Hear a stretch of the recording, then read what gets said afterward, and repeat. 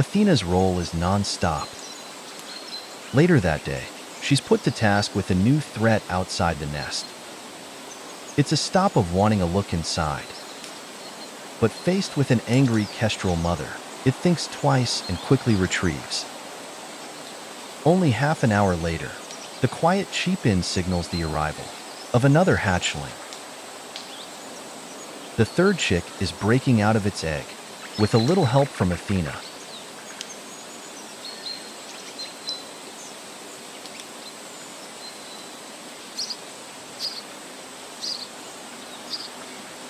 Athena sets off to stretch her wings, and like clockwork Apollo takes over, bang on cue.